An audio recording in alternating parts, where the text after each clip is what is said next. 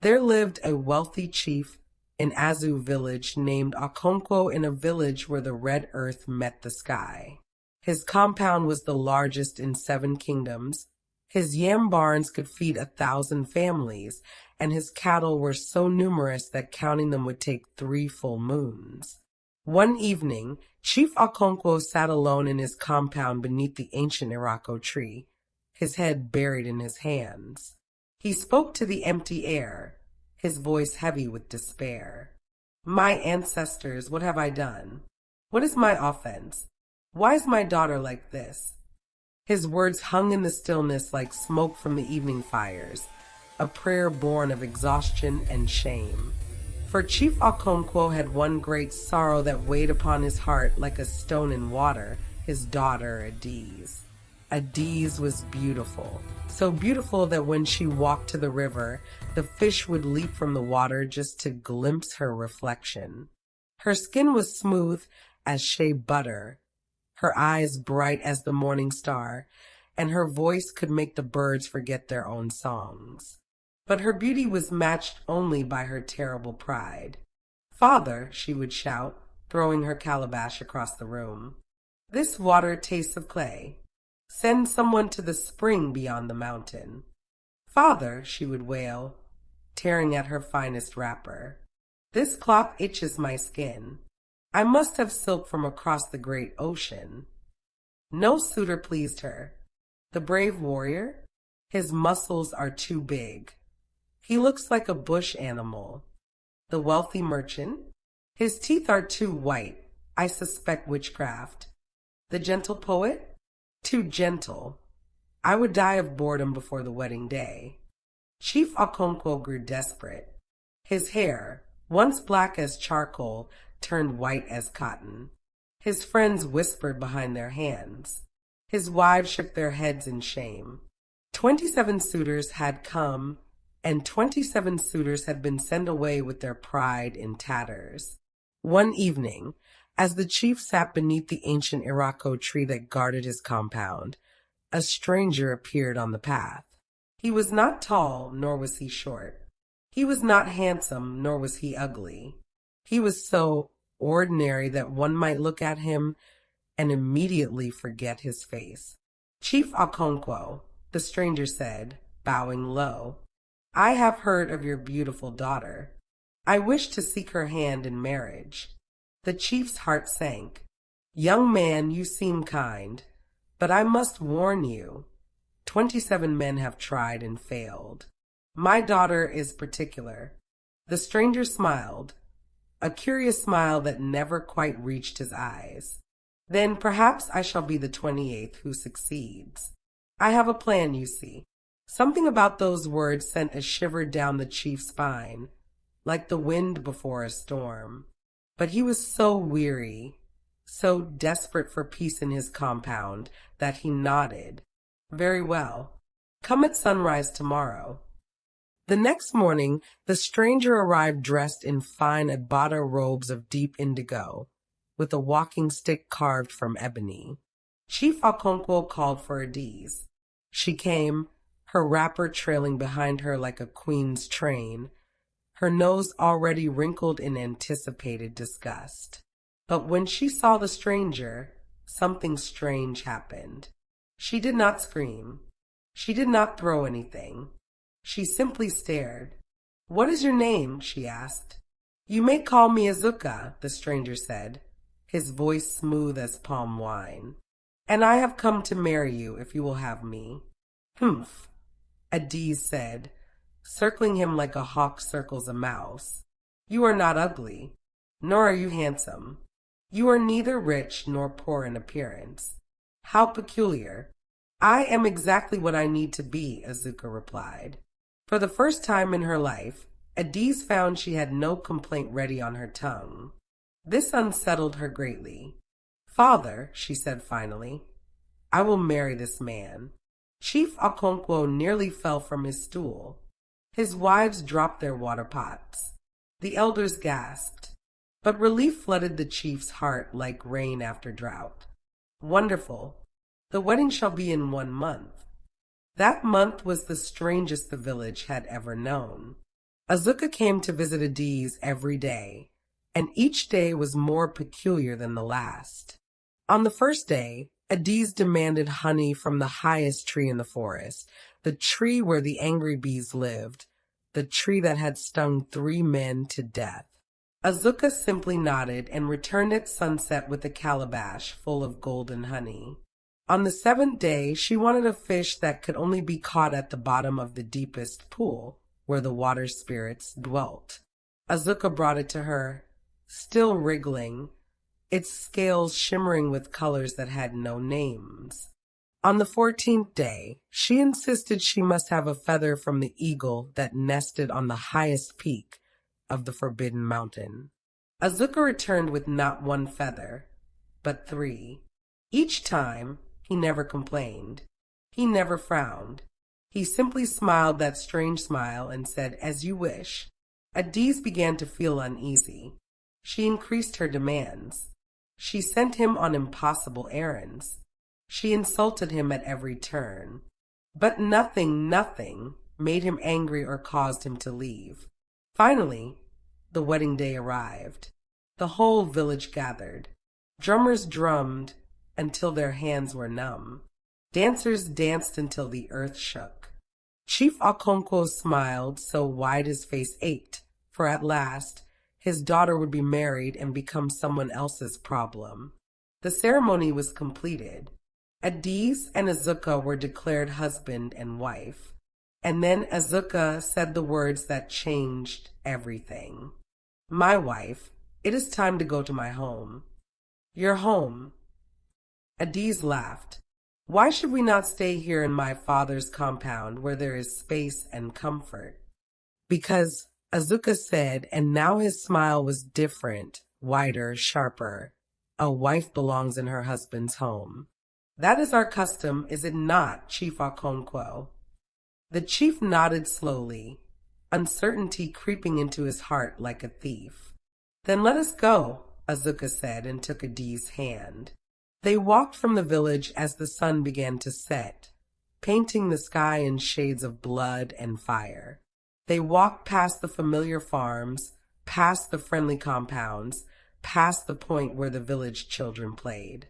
They walked until the paths became strange, until the trees grew twisted and dark, until Adaeze's feet hurt in her fine wedding slippers. "How much farther?" she demanded. "Just ahead," Azuka replied.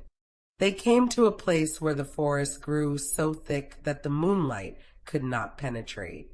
And there, in a clearing, stood not a compound, but a single mud hut with a sagging roof and walls covered in moss. "This," Adaeze shrieked. "This is your home? This hovel? This rubbish heap?" "Yes," Azuka said pleasantly. "Welcome, my wife. I will not live here. Take me back to my father immediately." "Oh, but you cannot go back," Azuka said, and now there was something cold in his voice, something ancient. "You are my wife now. You will live as I live, eat as I eat, work as I work." For the first time in her life, Adaeze knew fear. The next morning, Azuka woke her before the cock crowed. "Fetch water from the stream," he said, handing her a cracked calabash. "I will not. Then you will have no water to drink or cook with." Adaeze's throat was already dry. Angrily, she snatched the calabash and went to the stream. But the stream was far, much farther than the one in her village, and the path was full of thorns. By the time she returned, her feet were bleeding and her arms ached. "Now," Azuka said, "prepare my meal. I do not know how to cook." "Then you will learn, or we will both go hungry." Day after day, the pattern repeated. Azuka gave her tasks, fetching water, gathering firewood, pounding yam, cooking, cleaning. Tasks she had watched servants do all her life, but never done herself. When she refused, he did not beat her or shout. He simply went without, which meant she went without too. When she wept, he did not comfort her. When she complained, he did not listen. Weeks passed, then months. Adese's fine clothes became ragged. Her soft hands grew calloused. Her proud back learned to bend beneath loads of firewood. She who had never lifted anything heavier than a mirror now carried water for miles. She who had never known heat now sweated over cooking fires. And Azuka never changed. He never raised his voice. He never showed anger. He simply expected her to work as any wife would work, to contribute as any partner would contribute. One evening, after a particularly difficult day, Adaeze sat outside the hut and wept bitter tears. An old woman appeared on the path, the first person Adaeze had seen besides Azuka in all these months. "Why do you cry, child?" the old woman asked. "Because I am trapped," Adaeze sobbed. "I was a chief's daughter, and now I am nothing but a servant to a cruel husband." The old woman sat beside her. "Cruel? Does he beat you?" "No, but—" "Does he starve you?" "No, but he makes me work for every—" "Does he insult you? Humiliate you? Take other wives?" "No, but he gives me no special treatment. He expects me to work like a common woman." The old woman looked at her for a long moment. "Child, do you know who your husband is?" Adaeze shook her head. "He is not a man at all. He is Azuka, the spirit of lessons, sent by the ancestors when a prayer for wisdom is made. Your father, in his desperation, wished to the ancestors that you might learn humility. They sent Azuka to teach you." Adaeze's blood ran cold. "How long must I stay here?" "Until you learn what you were meant to learn. Or forever. Spirits are patient." The old woman vanished like smoke, leaving Adaeze alone with her thoughts. That night, she could not sleep. She thought of her father, who must have been desperate indeed to pray such a prayer. She thought of the 27 suitors she had dismissed with cruel words. She thought of the servants she had shouted at, the food she had wasted, the kindness she had scorned. For the first time, Adaeze felt shame. The next morning, when Azuka handed her the calabash, she took it without complaint. She went to the stream, and though her feet still hurt and the path was still long, she found herself noticing things she had never noticed before. How the sunlight danced on the water, how the birds sang in the trees, how other women at the stream smiled and helped each other carry their loads. "May I help you?" one woman asked, seeing Adaeze struggle with her calabash. "Ah, yes," Adaeze said quietly. "Thank you."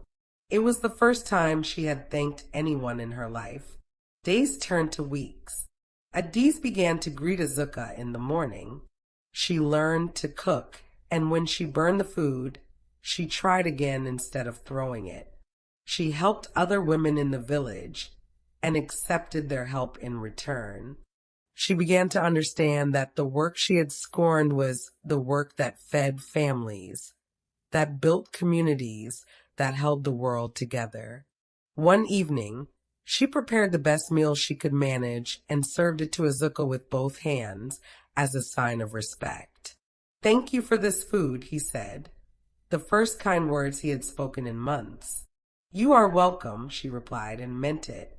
That night, Azuka spoke to her as they sat by the fire. "Tell me, Adaeze, what have you learned in this place?"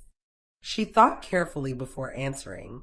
"I have learned that beauty is not kindness, that being served is not the same as being loved, that the work of ordinary people is not beneath anyone, for we all must eat, we all need water, we all deserve shelter. I have learned that I was cruel when I thought myself clever, wasteful when I thought myself deserving, and lonely when I thought myself superior." Azuka nodded slowly. "And if you could return to your father's house, would you be the same person you were before?" "No," Adaeze said firmly. "That person was not someone worth being." Azuka smiled then, a real smile, warm as the sun.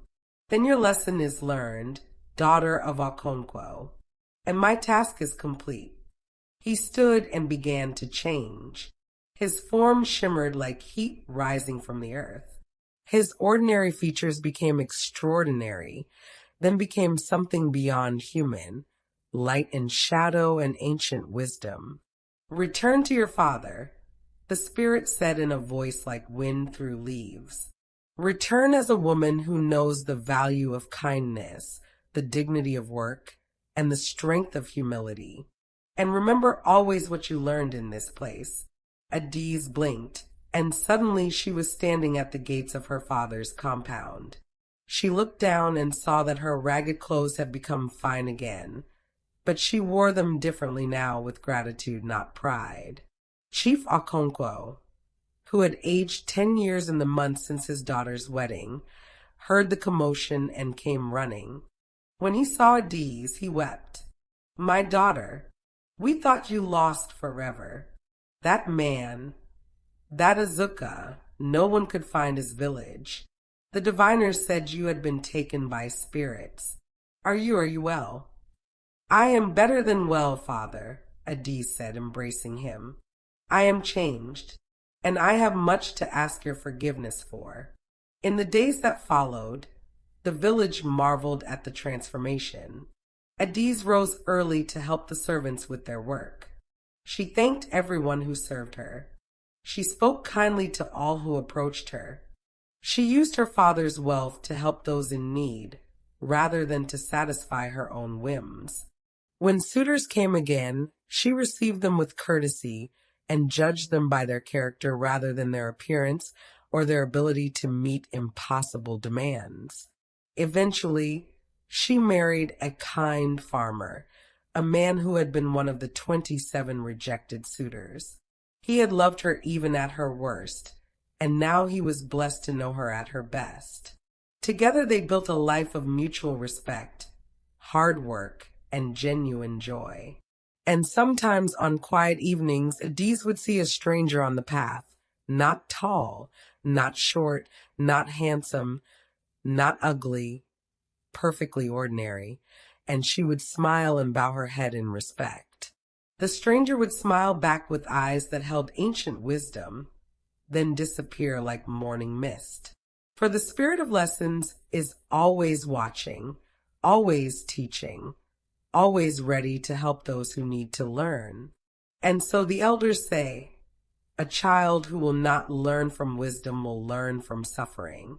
But wiser still is the child who learns from both and becomes better for it. May we all have the humility to learn before the spirits must teach us. May our pride never blind us to the value of others. And may we remember that every person, no matter how humble their work, holds up a piece of the sky.